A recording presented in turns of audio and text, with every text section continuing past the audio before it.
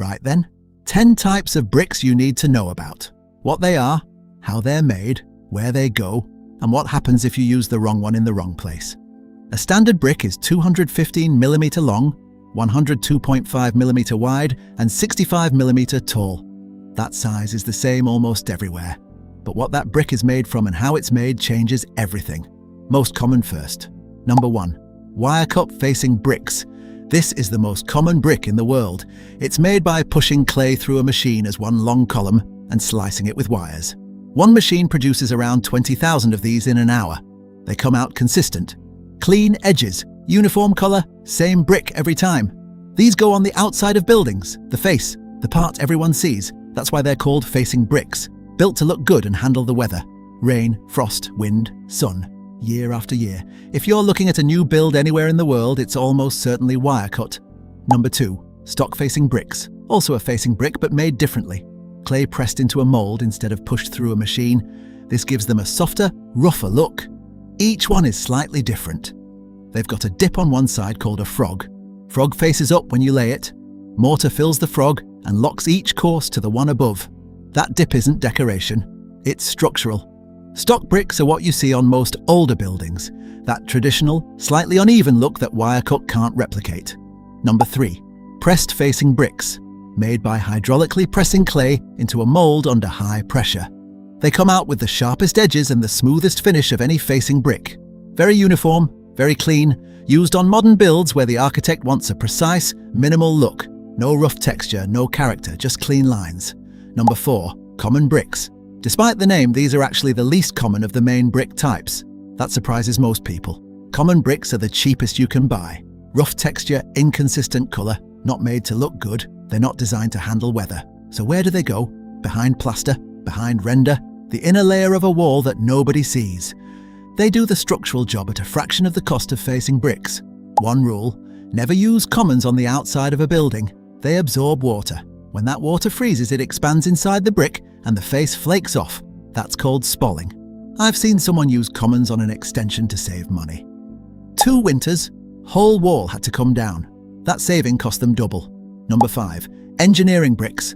The strongest brick you can buy, made for load and water resistance, not for looks. 2 classes. Class A is usually blue, extremely strong, almost zero water absorption. Bridges, tunnels, heavy civil work. Class B is usually red, still far stronger than any facing brick. Engineering bricks go below ground level. Manholes, retaining walls, below the damp-proof course, anywhere sitting in wet soil or carrying heavy load. Why can't you just use a facing brick down there? Because facing bricks absorb water from the soil. First frost, and the water inside expands and cracks the brick apart. Engineering bricks don't absorb enough water for that to happen. That's why they exist. Number 6. Concrete bricks, made from cement, sand, and aggregate instead of clay. Cheaper than clay bricks, available in different colors and textures. Used for walls, fencing, and anywhere you need a strong brick at a lower cost. They're heavier than clay bricks and don't have the same natural look. But for a garden wall or a retaining wall where budget matters, concrete bricks do the job. Number 7. Handmade bricks, clay thrown into a mold by hand. Every single brick is different. Different shape, different shade, different texture. No two are the same. That's the entire point. Used on heritage projects, listed buildings, high-end work where authentic character matters. Roughly double or triple the cost of Wirecut. If you're matching brickwork on a 200-year-old building, you need handmade. Wirecut next to old brickwork looks wrong instantly. Too perfect, too uniform. Number 8. Reclaimed bricks. These aren't made. They're salvaged, pulled from buildings that have been demolished and cleaned up for reuse. Every reclaimed brick has history. It might be 100 years old. It's already survived a century of weather. The color has mellowed. The edges have softened. You can't fake that with a new brick no matter how hard you try. Used for matching old brickwork, feature walls, and projects where an authentic aged look matters. Supply is limited because they only come from demolition. Some reclaimed bricks are worth more than new handmade ones depending on the type and where they came from. There are buildings in London still standing today built with bricks made from the clay that was dug out of the ground the building sits on. The brick was made from the land it stands on. Some of those bricks get reclaimed and used again somewhere else, carrying the history of the first building into the second. Number 9. Air bricks. These have holes running straight through them. They're not broken. That's how they're made. Air bricks get built into walls to ventilate the space under suspended timber floors. Without them, the air under the floor goes stagnant. Moisture builds up. The timber rots.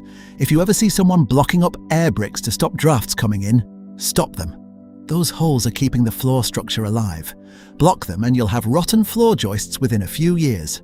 Number 10. Fire bricks, also called refractory bricks. Made to withstand extreme heat without cracking.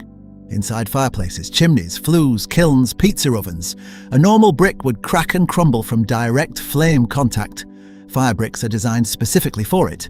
They can handle temperatures that would destroy any other brick on this list. Now, one more thing. The colour of a brick depends on the clay it's made from, and clay is different everywhere. London bricks are yellow because the local clay had chalk in it. That's why central London has that distinctive look. Midlands bricks are deep red. Staffordshire blues are dark blue-grey. Northern bricks range from orange to brown. The same thing happens everywhere in the world. The brick takes its colour from the ground it came from. Every city looks the way it does because of the clay underneath it. When you're matching bricks on a repair or extension, the colour has to match what's already there. Getting that match right is one of the hardest parts of brickwork, because the one thing you can't change about a building once it's built is the bricks. So, 10 types, each one made for a different job. Wirecut for clean, modern exteriors. Stock for traditional character. Pressed for sharp, minimal finishes. Commons behind plaster where nobody looks. Engineering below ground where strength matters. Concrete for budget builds. Handmade for heritage. Reclaimed for history. Air bricks to keep floors alive. Fire bricks to handle the heat. 10 bricks, 10 jobs. Learn them and you'll never put the wrong one in the wrong place.